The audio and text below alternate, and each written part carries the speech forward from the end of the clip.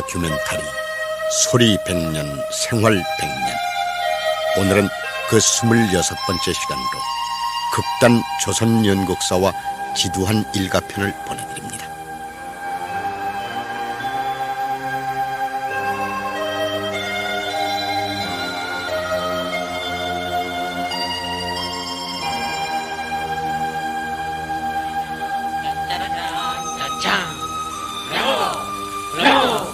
말랑의 등불 아래 말라가는 이 얼굴 못 본 지 몇 날인가 손꼽으며 눈물져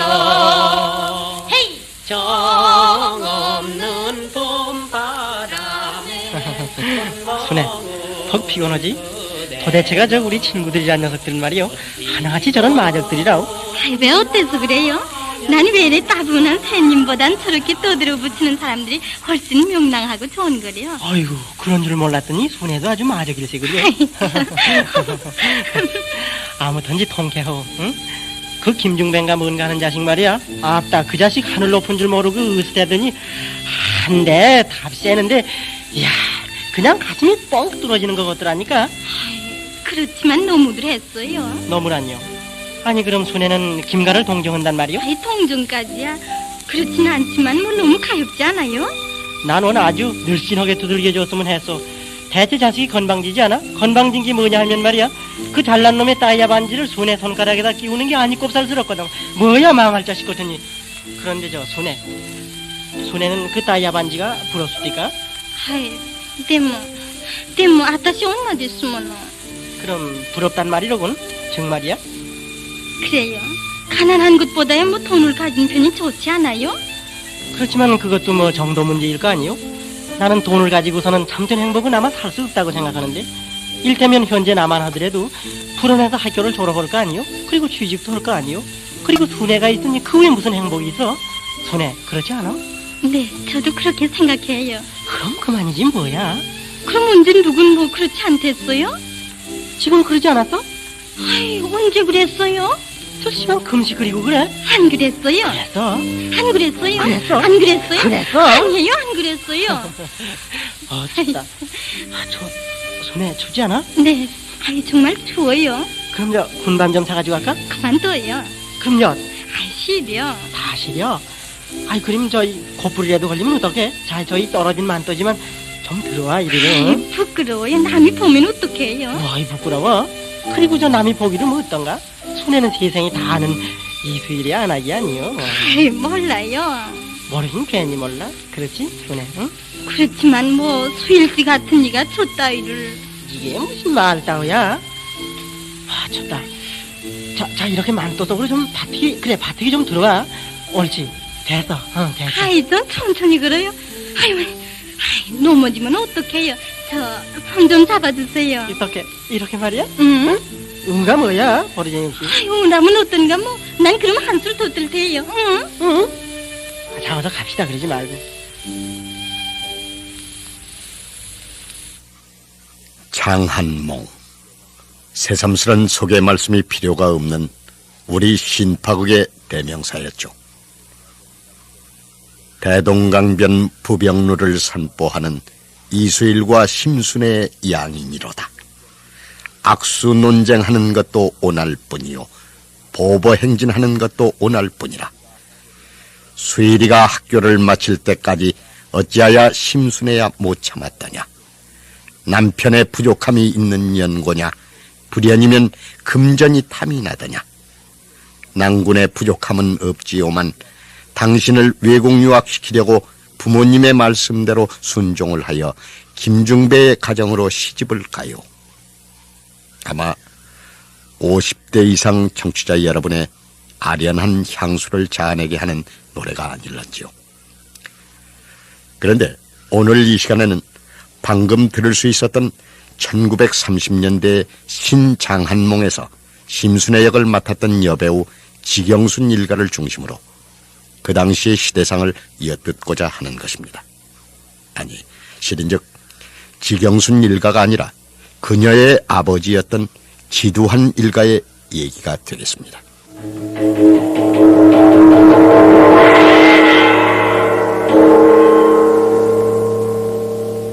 연극인 기두한.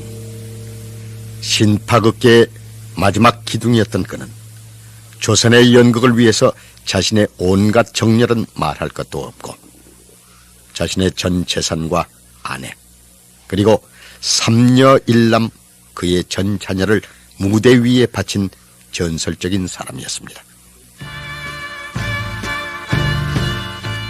익히 알다시피 1920년대 조선의 신파극 선구자는 임성구, 윤백남, 이기세, 김소랑, 김도산 등이었습니다. 그들 중에 김소랑이 극단 취성좌를 이끌고 있었는데 지두환은 취성좌 단원이었습니다. 그리고 극단 취성좌 역시 민족의식 고취라는 거창한 목표를 못 세운 건 아니지만 공연 내용은 별 수 없이 관객들의 눈물을 강요하는 그야말로 신파조의 권선징악 비극이 그 주류를 이룰 수밖에 없었습니다.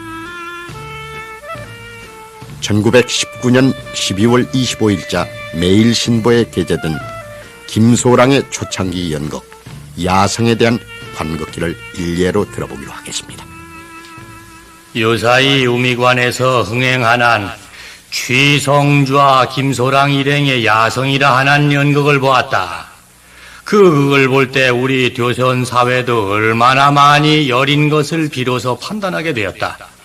그 야성이라는 각본은 관객에게 권선징악의 인상만 줄 뿐이었으나 우리 조선에서는 가장 처음 되는 취미 있는 것이었으니 상당한 역작, 즉 배우들이 매우 숙달한 것 같았으며 전자의 다른 단에게 듣던 바 구절이 닿지 않는 말, 즉 말되지 아니하는 말, 다시 말하자면 무식한 말은 들어볼 수가 없었다. 그리고 그 후에 자샨가의 소실의 역을 맡아서 간악한 첩의 분량으로 출연한 여우 마호댕은 그 단의 대일 화영 배우인 듯한데 참으로 우리 도현 여우로 난 처음 보는 명의라고 하겠다. 또 그 극에 로 현장으로 분신한 좌장 김소란 군의 로인의 표정도 참으로 숙달하였으며 극의 말, 즉 극의 사설도 매우 참이셨으나 군의 표정은 너무 진하게 능란한 덤이 있었고 극의 사설 중에는 좀 더 강한 심세인 말을 구해서 썼으면 좋겠더라.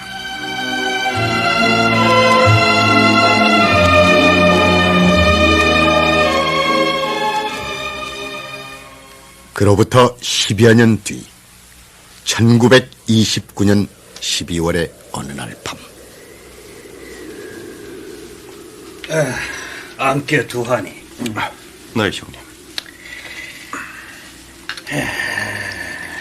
자, 들자. 네. 난 자네밖에 없다는 생각일세. 무슨 말씀이신지. 우리 극단 취성자 식구를 맡아줄 사람 말일세.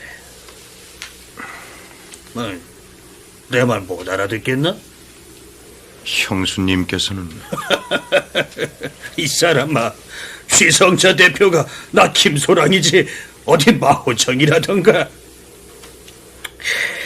뭐 하긴 그 사람이 실세이긴 했지만 제 말씀은 함께 상의를 해보셨느냐 말씀입니다. 물론 했지. 결론은 그 사람이 먼저 내렸고. 자네라면 잘 이끌어 나갈 수 있어. 누가 뭐래도 배우다운 배우라면 우리 취성자 단원밖에 더 있겠나? 이경환, 강홍식, 성광현, 문수일, 이경서, 이혜리수, 신은봉, 전욱. 형님이 먼저 제 마음을 짚고 말씀을 하시니 속을 숨길 수가 없습니다만 두려움이 너무 앞섭니다. 각본가도 아니고 연출가도 아닌데다가 신통한 배우도 못 되는 제가 꿈꿀 수 있는 건 그저 좋은 극단을 경영하면서 극장 하나 짓는 게 평생 소원이 아니겠습니까마는. 자넨 잘 해낼 거라니까. 형님, 뭔가? 그렇다면 말씀입니다. 형님과 형수님도 함께 머물러 주셔야 합니다. 그건 아닐세. 이미 파김치처럼 녹초가 다 된 우리가 자네 옆에 있어 본들. 형님, 우린 시골로 가서 푹 좀 쉬어야겠네. 말하자면 지두환은 김소랑의 바톤을 이어받아 조선연극사란 극단을 탄생시켰습니다.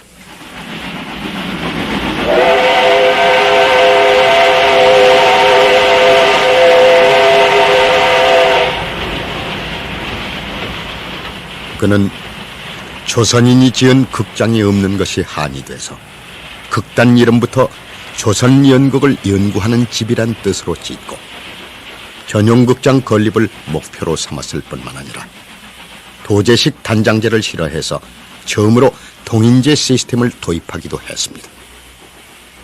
따라서 일본 와세다 대학에서 연출을 공부한 천안수를 극단 대표로 내세우고 자신은 전무로 앉아 창립 공연 준비에 들어갔던 것입니다. 물론 극단 운영 자금 조달책은 지두환 자신이었습니다. 어머나, 당신이 웬일로? 별일 없었어? 네, 여긴 어머님, 안에 계십니다. 지두환은 19세기 말에 함경남도 함흥의 이름난 분홍집에서 태어났습니다. 이어 그는 소학교 선생으로 재직하다가 블라디보스톡으로 건너가 독립운동에 투신, 일경에 체포돼서 옥고도 치렀습니다. 그리고 연극을 통한 민중계몽이 바로 독립운동의 한 방향임을 깨닫고 지방연극을 시작했다가 취성좌에 입단했던 것입니다. 논밭을 좀 팔겠다니. 야, 벌써 그거이 무슨 소리가? 어머님은 제 마음을 아시지 않습니까? 또 독립운동이가? 결국은 그런 말씀입니다, 어머님. 애비야, 이 애미는 너를 알 것 같다가도 또 모르겠어야. 도대체 광대 패구리를 따라서 조선 팔도를 누비면서 뭐를 찾겠다는 거이가?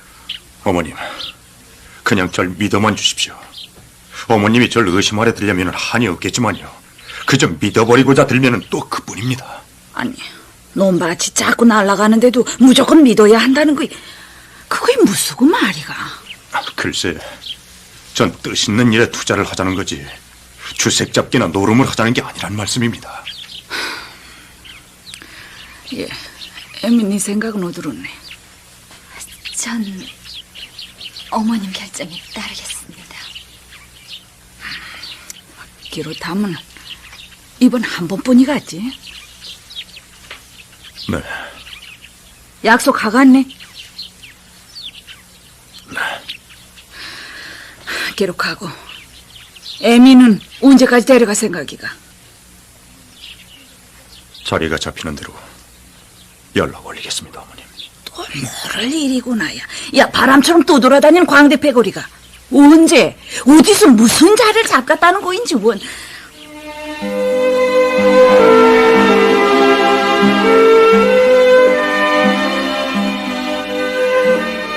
지금 생각해봐도 극단 조선연극사의 출발은 대단한 규모였습니다. 슈니출러작 눈먼 동생, 강범득 각색 카프의 재즈, 그리고 대희극 5만 원의 제보 등을 갖고 음악 무용을 곁들인 창립 공연을 가진 조선연극사의 식구는 당대 최고의 배우 30여 명에다가 밴드부 20여 명까지 한솥밥을 먹어야 했습니다. 나중에는 인기가 늘자 식구가 90여 명으로 불어나기도 했습니다. 게다가 지두환은 왕평, 임서방 등에게 후한 급료를 주어 작품 집필을 의뢰하기도 했고, 배우나 악사들에게도 월급제에다가 배당제까지 가미 본격적인 직업극단 체제를 갖추어 나갔던 것입니다.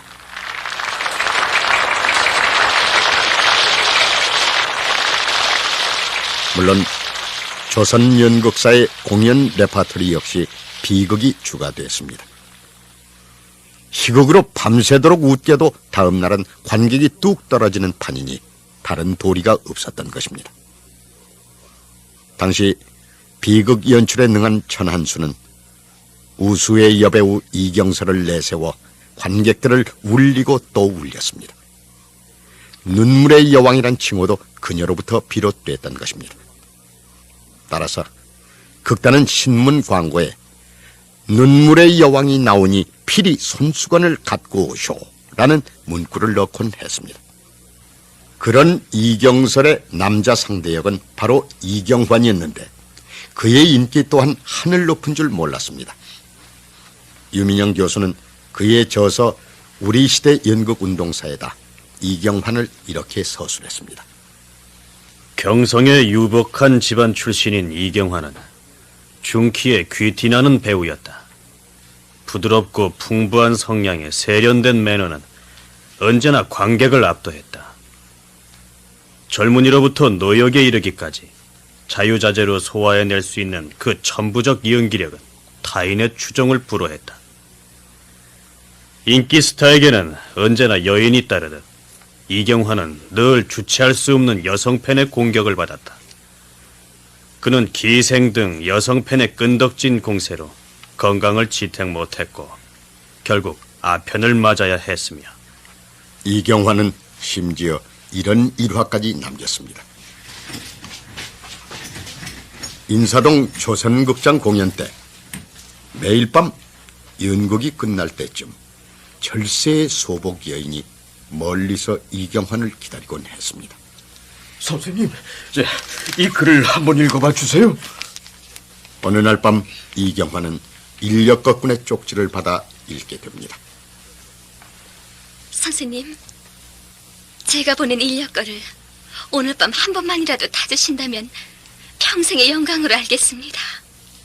이경환은 인력거를 타게 됩니다. 그리고 소복한 여인의 내실에 안내됩니다.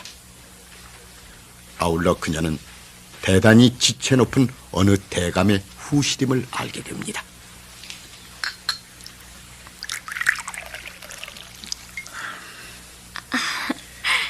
드십시오. 그런데 이 술을 마시고 전 어떻게 해야 합니까?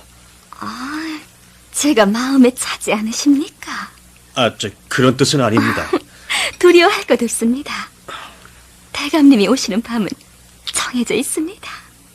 그렇게 돼서 이경환은 즐거운 며칠 밤을 보내게 됐는데 날새 어느 날 밤엔 예고도 없이 대감이 불쑥 나타났던 것입니다. 이경환은 얼른 병풍 뒤에 숨긴 했는데 봉당에 놓인 신발과 양말 한 짝 등은 미처 숨기지를 못했습니다. 나오너라. 병풍 뒤에 내는 말이다. 어서 썩 무릎을 꿇지 못할까? 용서해 주십시오, 대감님. 얼굴을 보아하니 여자가 따르게 생겼구만. 자넨 술상이나 차리게. 예, 영감님. 해서 술상이 마련되자 술을 구원하면서 대감이 한다는 말이 나도 남자라 바람을 피우는 내 놈을 용서 못할 바는 없는데 내 놈이 이 집에 드나들었다는 소문이 퍼뜨려지는 날엔 내 놈 목이 10개라도 부족할 터인즉. 예, 충분히 알아들었습니다, 대감님.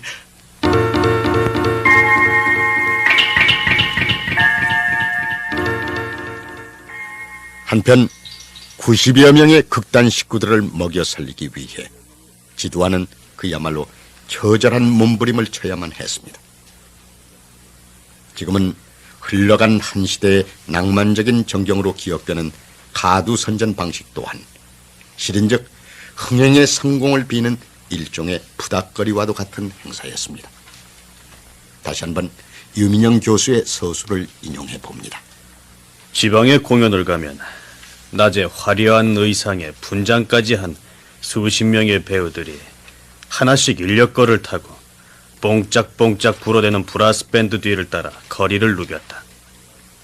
물론 인력거 앞에는 배우들 이름을 크게 써붙여서 누구나 쉽게 읽을 수 있도록 했다. 그러면 군중은 자기들이 좋아하는 배우가 왔는가를 살피게 된다. 그들이 좋아하는 배우가 왔으면 그날 밤은 초만원을 이루게 되고, 그렇지 않으면 파리를 날리기 마련이다. 극단들이 너도 나도 유명 배우를 내세우려는 이유도 거기에 있었다. 가두선전을 가장 화려하게 발전시킨 극단이 바로 조선 연극사였다. 그러나 화려한 가두선전은 다른 한편 연극이 그 품위를 잃고 타락해가는 조종의 상징이기도 했다. 다시 그 당시의 연애 비극 한 편을 감상해 보겠습니다. 리갈 레코드판 박노홍작 죽음의 승리. 에리스 역에는 역시 지두한의 둘째 딸이었던 지경순이며, 최춘 역에는 박세명입니다.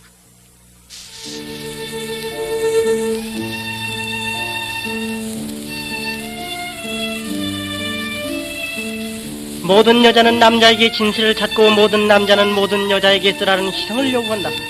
이리하여 거기에는 한 개의 비극이 생기고 사람들은 이것을 운명이라고 핑계한다. 황해도 어느 폐병 요량원에는 김에리스라는 그야말로 꽃과 같이 어여쁜 간호원이 있었다. 어느 날 이 요량원에는 멀리 서울로부터 최춘이라는 환자가 왔으니 그는 희숙이라는 약혼녀가 있었으나 부모의 반대를 해서 그들의 단꿈은 부서져 버렸다. 노고질이 구름 속에 울고 쓴박이 들에 피는 어느 따스한 봄날, 최춘이와 에리스는 푸석이 바람을 헤치면서 아지랭이 속으로 최 선생님, 저는 이 병원에 더 있을 수 없어요. 오늘도 2차례나 혼인 주문을 받았어요. 렌토겐과의 이 박사하고 또 최 의사한테 연구표 졸림을 받았어요, 글쎄. 에리스 씨, 만약 제3주문자가 생긴다면 그것도 거절하실 테입니까? 네? 아이, 초롱의 말씀을. 조롱이란요. 나는 에리스 씨를 위한 일이고 보면은 물불을 안 가릴 결심이에요.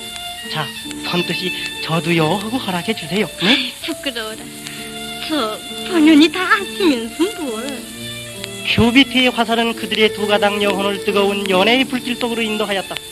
그러나 안타깝게도 그들 앞에는 새로운 비극의 문이 열렸으니 그것은 최춘희를 버리고 최춘희의 약혼녀 희숙이가 나타났던 것이다. 그러나 춘희는 절대로 자기의 맹세가 휘어굽힌 것이 아니었었다.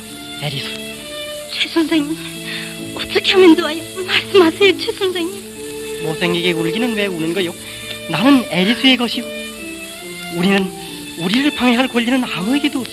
자, 이것도 우리 오늘 밤 12시에 용당포 정거장에서 만나서 이곳을 떠나버리십시다. 응, 에리스? 선생님, 그럼 꼭 12시에 용당포에서 기다리고 있을 테예요. 꼭이요? 불덩어리와 같이 이글이글 끓어오르는 최춘희의 정념에 휩싸여서 대수롭게 중대한 약속을 해버린 에리스의 가슴은 마치 소낙비에 흔들리는 나무 잎사귀와도 같았다. 에리스가 트렁크를 가질러 자기 방으로 돌아왔을 때 거기에는 천만의의 사건이 벌어졌으니 그것은 평소부터 그를 열렬히 사랑하고 있던 이용준이라는 젊은 시인이 에리스의 영원한 사랑을 노래한 유서를 남겨놓고 자살을 해버렸다. 이 시인의 자살은 에리스와 최춘희와의 약속을 깨뜨려버렸다. 자기 때문에 꽃같은 청춘을 버린 이용준이의 시체를 남겨놓고 어떻게 자기의 행복만을 찾아서 최춘희의 품 안으로 간단 말인가. 에리스는 결심했다. 희숙씨, 용서해주세요. 그러나 나는 모든 것을 잘 알았으니까요. 시방 최 선생님이 용당포 정거장에서 희숙씨를 기다리고 있으니까 어서 가보십시오. 그리고 영원히 행복하게 살아주세요.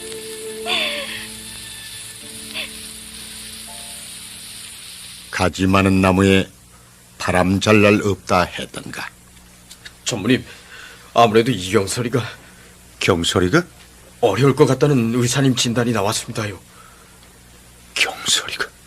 톨스토이 원작의 부활에서 카추사 역을 도맡아 장안의 절대적인 인기를 한몸에 받고 있던 비극 배우 이경설은 과로의 폐결핵이 겹쳤습니다. 경설. 그래서 그는 30도 넘기지 못한 나이로 조선 연극사를 떠나면서 이 세상을 하직하고 말았습니다. 아니, 왜 연습이 중단되고 있습니까? 이경환을 기다리는 중입니다. 아편 중독자가 된 이경환. 그를 기둥 배우로 삼아 연극을 만들기 또한 여간 피곤한 일이 아니었습니다. 아니 뭐라고? 이경환이가 종로서에 갇혀 있다고? 왜? 왜? 훗날 동양극장의 최고 스타 황철은 마약 관련 법규 위반으로 이경환이 체포됐을 당시 그의 대역으로 등장 스타덤에 오를 수 있었다는 사실은 이미 알려진 사실입니다.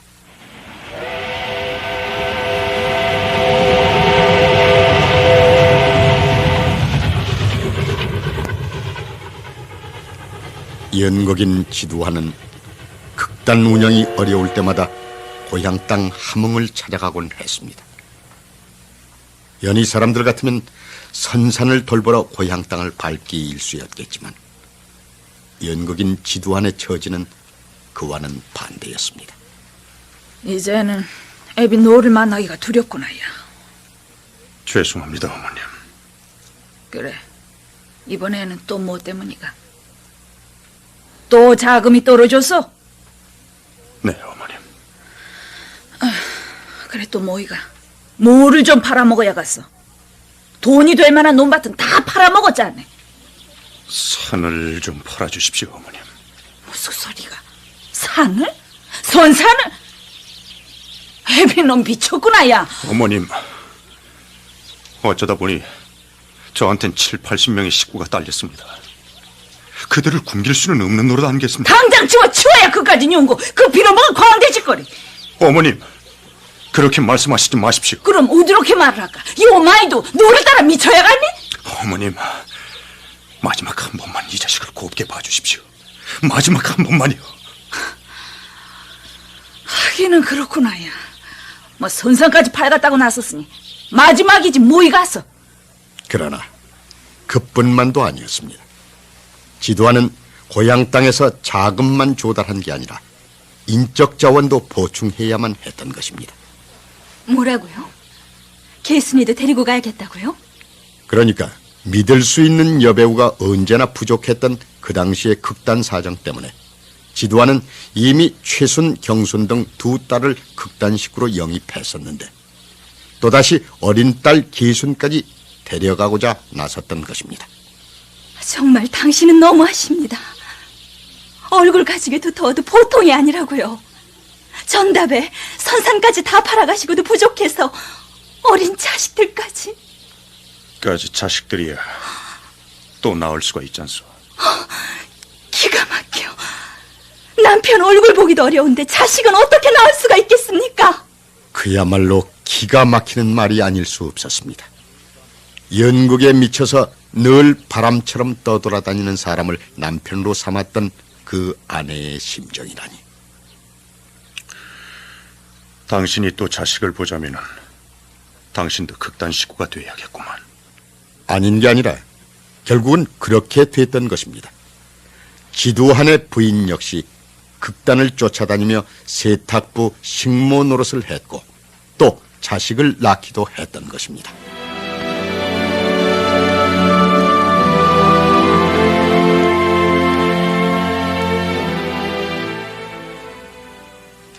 자신 없어요. 정말 자신 없어요, 아버지. 자신이 없으면 자신을 가져. 자신을 가지란 말이야. 그래, 언니. 한번 해봐. 연출가 선생님도 언닌 되겠다고 했잖아. 내가 자신이 없는데 내가 어떻게 카츄샤가 될 수 있겠니? 최순아, 도대체 뭐가 그리 어렵게 느껴진단 말이니? 시련을 당하고 술까지 퍼마시면서 눈물을 흘리고 괴로워하는 그런 연기를 제가 어떻게 해낼 수가 있어요, 아버지? 그때 지두환의 장녀 최순의 나이는 19살. 그녀가 요절한 당대의 여배우 이경설의 뒤를 이어 카츄샤 역을 해내야만 했던 것입니다. 경순아, 네, 아버지. 가서 술을 사오너라. 아버지, 넌 해내야만 돼. 연습 시간도 열흘밖에 안 남았잖아요, 아버지. 열흘이 아니라 10시간밖에 안 남았다 하더라도 넌 해내야 한다니까. 이윽고 아버지가 딸에게 술을 따뤄야만 했습니다. 자, 마셔봐. 싫어요. 넌 마셔야 한다. 넌 술 맛을 알아야 돼. 술 맛을 모르고 인생의 맛을 알 수가 없듯이 인생을 모르고서 술 맛을 알 수가 없다고 했다. 그리고 인생을 모르고서 어떻게 연극을 할 수가 있겠냐?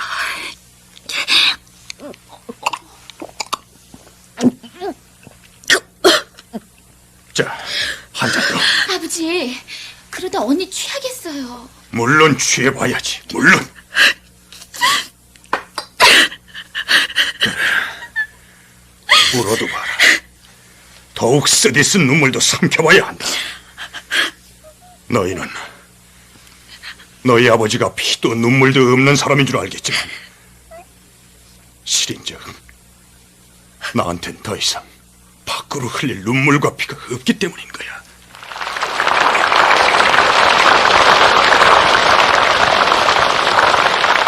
기어코 지두한의 장녀 지최수는 카츄샤로 변신, 스타덤에 오를 수가 있었습니다.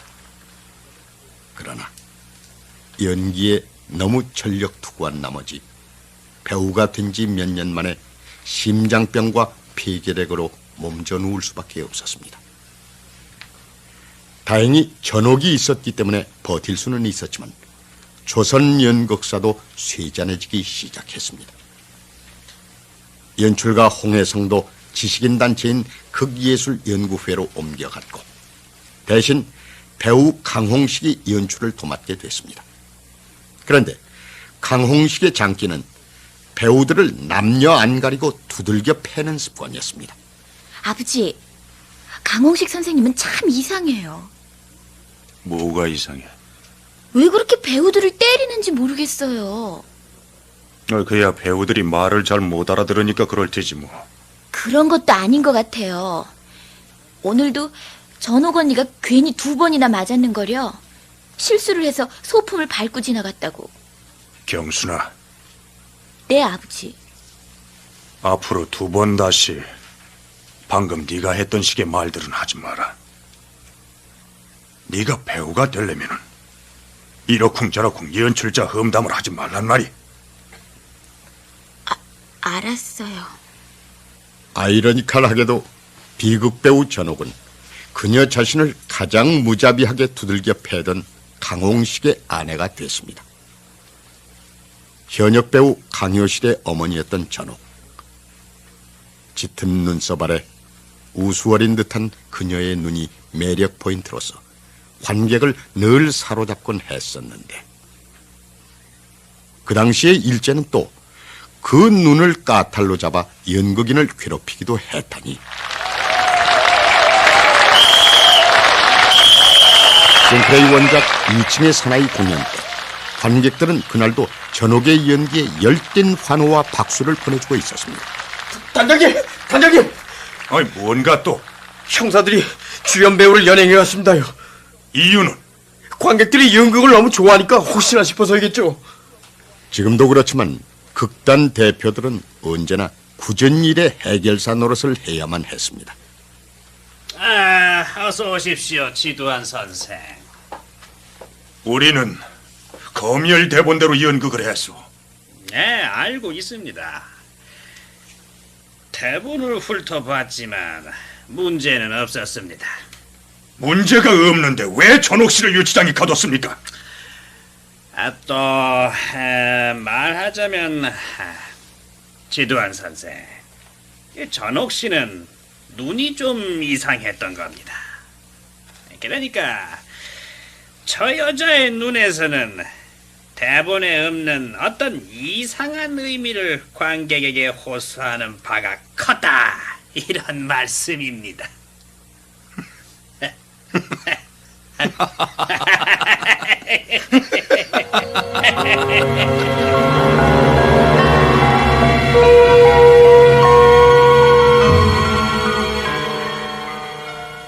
극단 조선 연극사 운영 7년 동안에 지두한은 극단 대표가 겪을 수 있는 온갖 아픔을 겪어야만 했고 극단의 기사 회생을 위해서 자신이 할 수 있는 모든 일을 다 했습니다.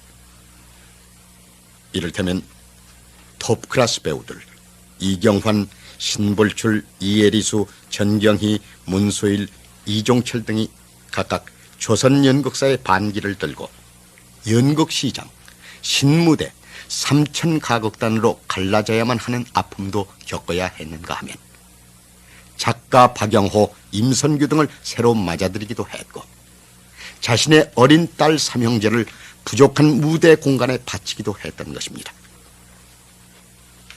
1936년 말 조선 연극사 식구가 다 모인 것 같습니다, 단장님. 그동안 고생들 많았습니다. 모든 것은 이 사람이 부덕한 탓에 제대로 약속을 지킬 수가 없었습니다. 내 기어코 전용극장 하나를 짓고자 했는데 그런데 때마침 동양극장이 생겼으니 불행 중 다행이라 여겨봅니다. 여러분, 이 사람 지도하는 오늘 날짜로 극단 조선 연극사의 해단을 선언하는 바입니다. 안 됩니다. 안 돼요. 없어요. 지도환의 결단은 단호했습니다. 그는 동양극장이 세워졌으니 자기가 극단을 안 해도 배우들이 먹고 살 수 있는 길이 생겼다면서 두 손을 털기로 했던 것입니다.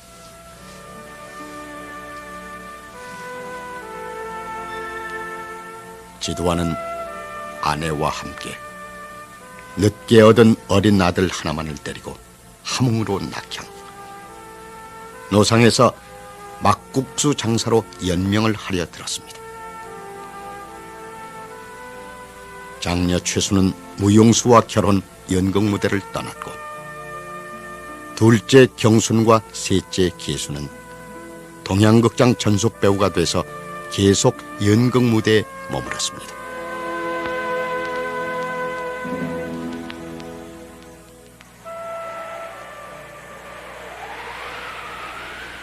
안녕하십니까, 선생님. 아이, 뇌시더라. 예, 동양극장의 홍순원입니다. 아이, 동양극장의 홍 사장이 여기 함흥까지 웬일이시오? 예, 선생님을 뵈러 왔습니다. 아이, 날 만나러 일부러? 선생님의 함자 서극자만 저희 동양극장 고문으로 올릴 수 있도록 허락해 주셨으면 합니다. 그럼 매달 월급을 송금해 드리도록 하겠습니다. 내가 구차하게 산다는 소문이 경성에까지 퍼졌나 보구만. 예, 선생님. 경성의 전 연극인들이 선생님 걱정뿐입니다. 가서 일러주시오, 홍 사장. 이 사람 지도하는 굶어 죽는 한이 있어도 남의 동정은 받을 수 없는 사람이라고. 아울러 홍 사장 당신한테도 일러두겠소. 두 번 다시 날 슬프게 하려 들지 마시오. 어쩌면 기인스럽기까지 한 선구 연극인 지두환. 그는 해방 직후 월남을 했으나 72세로 쓸쓸한 여생을 마쳤습니다. 그러나 그의 말년과 최후는 너무나 깨끗했습니다. 그의 일남사녀 중 현재 유일한 생존자는 영화배우 일을 하는 사녀 지필순 여사뿐.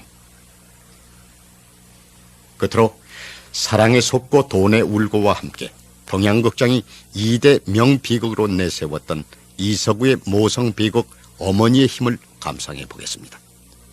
출연은 동양극장의 배우들이었던 지경순이 아내 역을 맡았고 김소조가 옥섭의 어머니 역을 맡았으며 박영신이 할멈 역을 맡았습니다.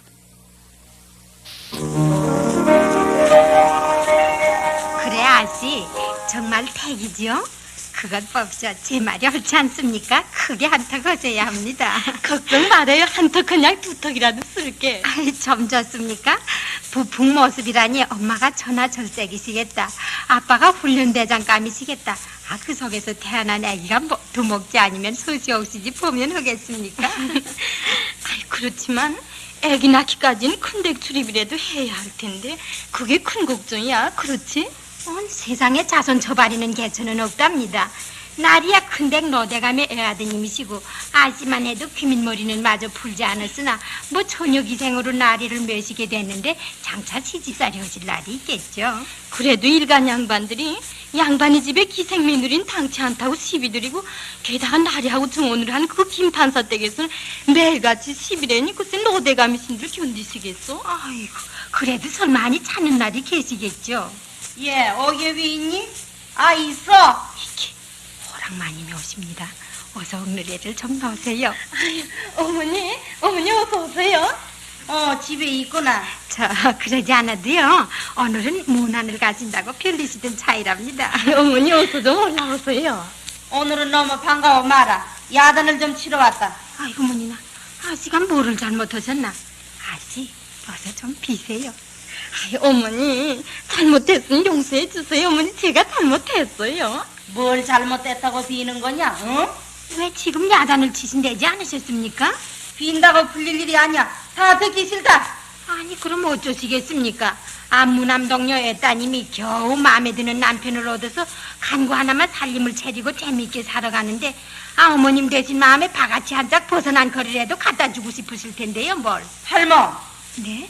왜 이리 수다한가? 오겨봐. 오늘은 내가 기생아움 노릇을 좀 톡톡히 해야겠다. 내 몸값을 좀 받아내야겠어.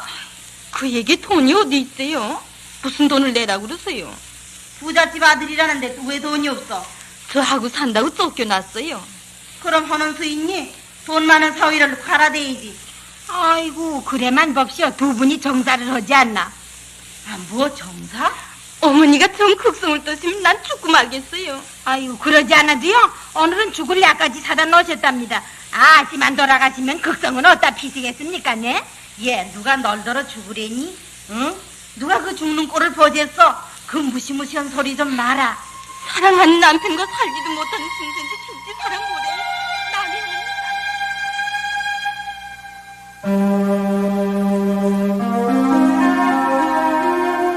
다큐멘터리 소리 100년 생활 100년 극단 조선연극사와 지두한 일가.